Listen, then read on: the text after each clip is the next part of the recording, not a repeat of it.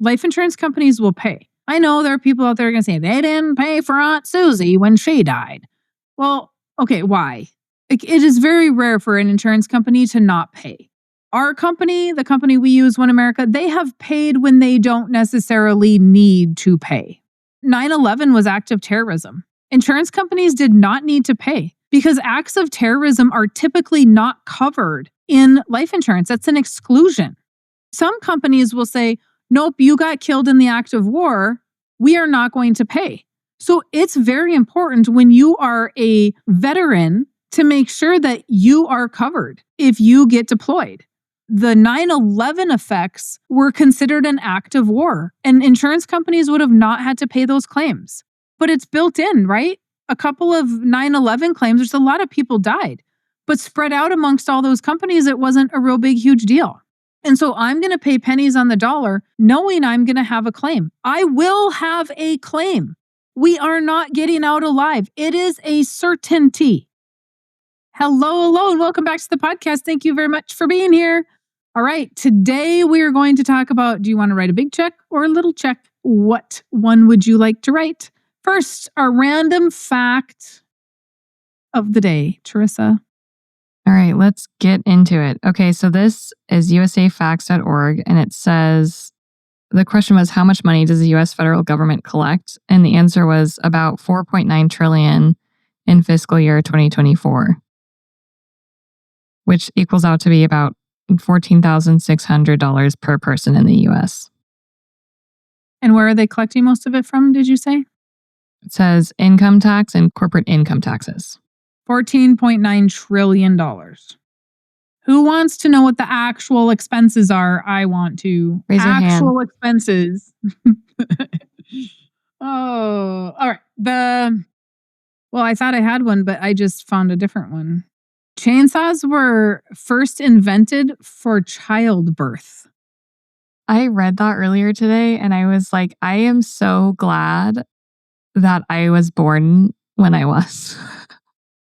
Because childbirth is hard enough without the chainsaw. Wow. Medicine has come a long way. Thank goodness. Wow. That's so terrible. I don't really have any words. As a woman, there's not a lot of words to have there. Like, were they thinking about the baby as well when they made this? Were they thinking about anyone when they made it? Can you imagine? The sound of a chainsaw. Like, how are you going to miss the baby? Are you putting some metal crown on their head? Like, right. What the hell? Okay, that's wow. Chainsaws were, there's a little fun fact for y'all today. All right, so let's talk about what size check do you want to write? Would you rather, I know what size check you want to receive. The bigger the better, right? But which size would you like to write? There is a gentleman by the name of Ben Feldman who sold insurance like a bazillion years ago. And he's still known today as the greatest insurance salesman of all time.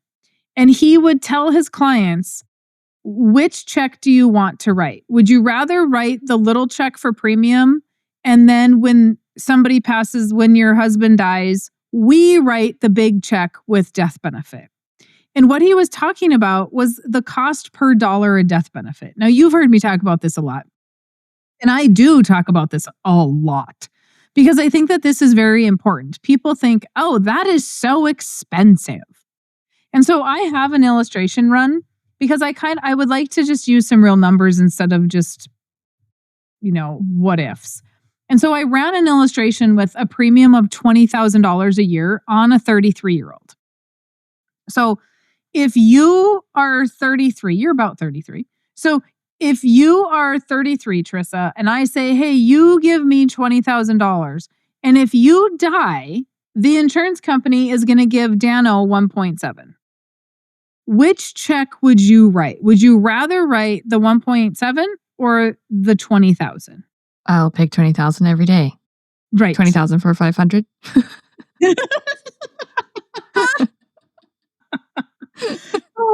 The answer is 20,000. Yeah. And so people think, though, that it's just too expensive. It's just too expensive. So let's just keep going. Okay. Because what's the premium going to add up to? If you die right away, well, duh, that's a no-brainer. But let's say that you die at 88.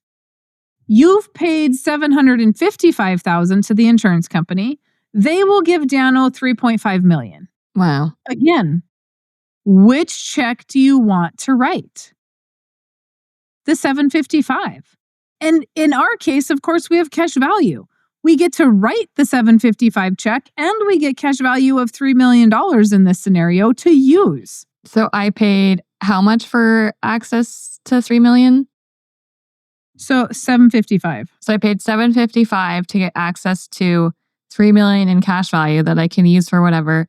And if I died at 88, my family would receive $3.5 million. Correct. Almost 3.6 because 3.593. That's not a bad deal. Right? And so if you do the math on that, you've paid 21 cents for every dollar of death benefit, which means I am standing on a corner and I'm like, hey, Tarisa, you got 21 cents? Because if you do, I'll give you $1, income tax free. You don't even have to go to the IRS and pay taxes on it. They don't need any part of that. We just talked about 14 point whatever trillion dollars in taxes. Nope. They don't need any more. They already have enough. So, is that a deal? You want the $1 in exchange for 21 cents? Yes, I'll give you all of my 20 cents. I'll give you all of my cents, Mary Jo. And then you're going to go walk the city looking for more cents. You'll be like, oh, 1 minute, don't move because I'm going to go get more cents. And so when we're looking at, and I do this all like every meeting practically, when I'm looking at what this life insurance is doing, and I'm not even talking about cash value, I'm just purely talking about death benefit.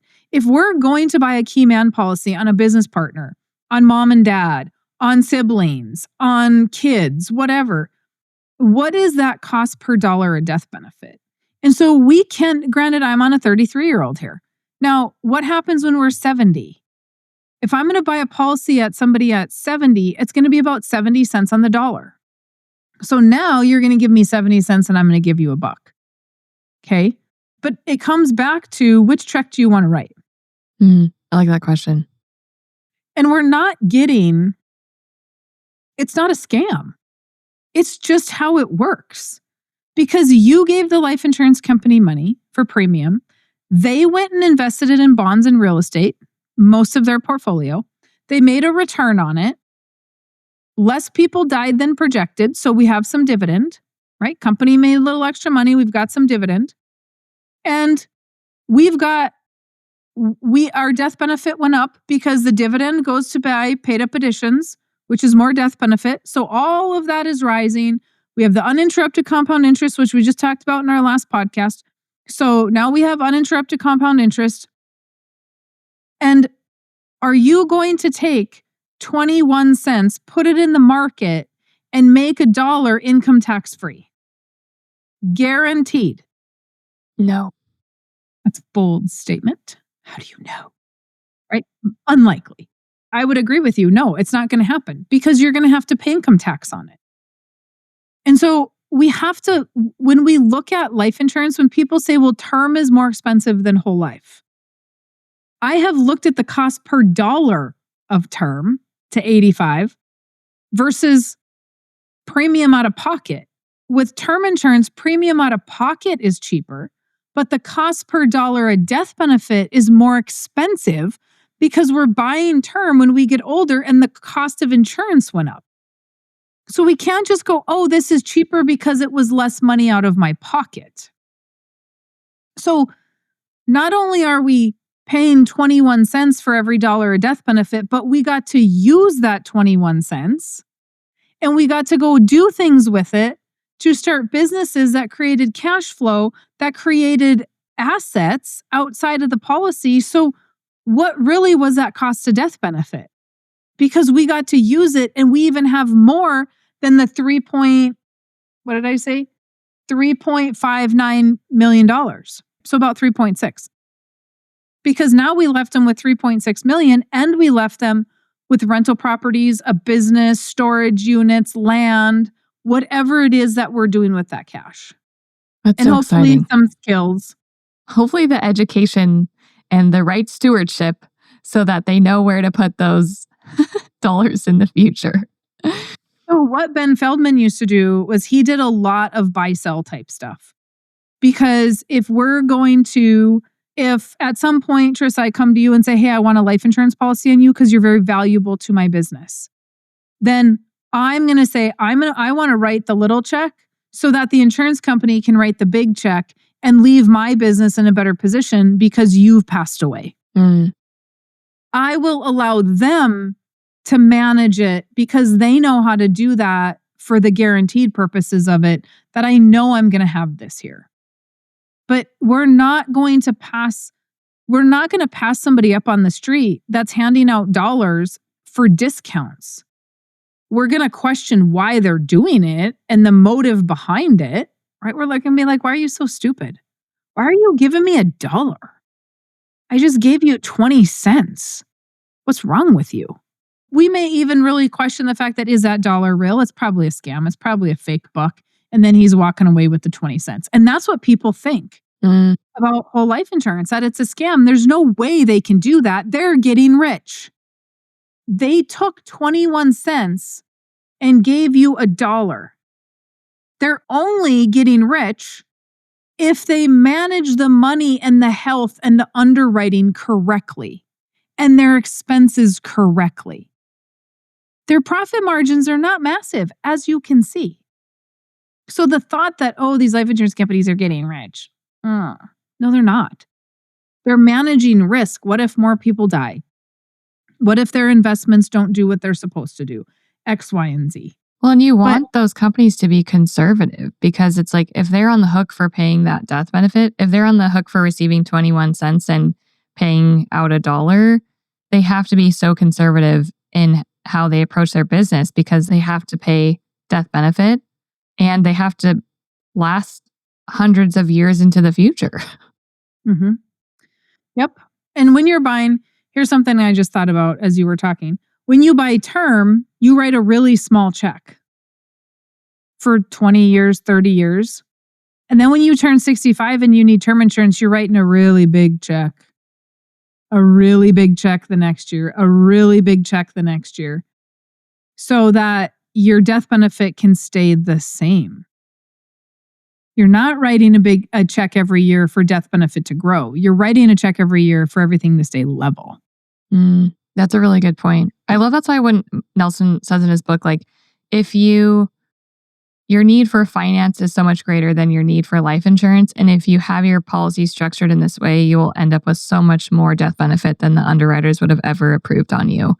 And it's just like, I'm all for getting a deal, right? Like I wouldn't consider myself a cheap person, but I like to very much measure the value of things. Like, is this worth me putting my money into? And what you just told me is that I can give you $20,000 a year, or not you directly, but the life insurance company.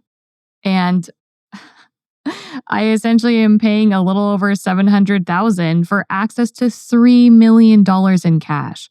How many people spend so much time trying to figure out how they can grow their money in ways that are way riskier than what we're talking about?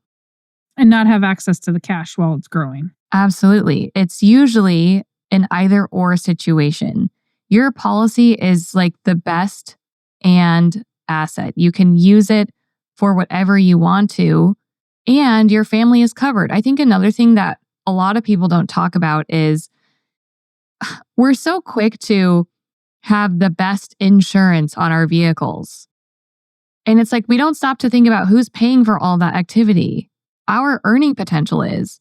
So if you don't have life insurance, fundamentally, you're not protecting your best asset, which is the person that is fronting all of the money for all of these things. It's like, don't be chintzy when it comes to like protecting the person that is generating all of this income. And that's what I think happens when people are like trying to just pay the least amount for something. It's like, well, you're not actually fully understanding the value that this has. And if you're willing to fully insure your automobile, but not fully insure yourself, I think that's a little silly.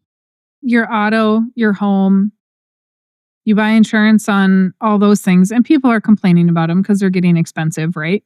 But let's just look at that. Let's just talk about that for a sec. You put great coverage on those vehicles, not really knowing if that claim is going to be covered. You don't know if you're going to need it, first of all, ever, and you don't know if the claim is going to be covered. My mom and dad just went through a hailstorm, and their entire northwest side of their house is hailed out, new gutters, new siding, new windows because all the windows got cracked. Garage windows have to be replaced. And they got a check for $52,000. And they pay about $10,000 a year in insurance. And the insurance company doesn't want to pay for it all. Like, it's steel siding. Like, you can't, the windows alone are going to probably be close to $20,000. And they're like, oh, and the roof? Oh, the roof, we're only 40% covered because it's over 10 years old. So now companies aren't paying for that stuff. So we pay for that because we have to, because we have a mortgage on the house. We pay for comp and liability on our car because we have a loan on it, most likely. But we don't know if we're going to get in an accident. We don't know if the company's going to pay because they're going to try to get out of it. Life insurance companies will pay. I know there are people out there going to say they didn't pay for Aunt Susie when she died. Well, okay, why? It is very rare for an insurance company to not pay. Our company, the company we use, One America, they have paid when they don't necessarily need to pay. And so 9/11 was active terrorism. Insurance companies did not need to pay because acts of terrorism are typically not covered in life insurance. That's an exclusion. So some companies will say, nope, you got killed in the act of war.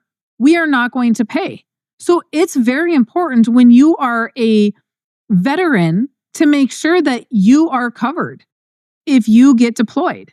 And so the 9/11 effects were considered an act of war, and insurance companies would have not had to pay those claims. And so, but it's built in, right? A couple of 9/11 claims, there's a lot of people died, but spread out amongst all those companies, it wasn't a real big, huge deal. And so I'm going to pay pennies on the dollar knowing I'm going to have a claim. I will have a claim. We are not getting out alive. It is a certainty. My friend Heidi said, she does estate planning. She said, you need certainty when there are times that there are going to be, your death is certainty. You need to make sure you have money in those certain times. So she said it more elegantly than that. But nonetheless, it needs to be like, we got to, I'm not trying to sell you something. I'm trying to have you understand that the cost is so minor to the gain. And where else can we do that? We can't on the guaranteed side of things. I thought it was a good podcast. You want to write the big check or the little check? We're going to get big checks and little checks, and we're going to make that part of our client summit. Which one you want? Which the one big do you one want? or the little one? Yeah. Okay. I don't have anything else. Thanks again for participating, Tarisa. Thank you for having me. I love being here with you. No. Let me know if you guys need anything. Let Tarisa know if you need anything. Otherwise, what are you waiting for? What are you waiting for? Go get the book, read it, schedule, get started. Because that cost per dollar death benefit is not going down. It's going up every day that you wait. All right. You guys have a fantastic rest of your day.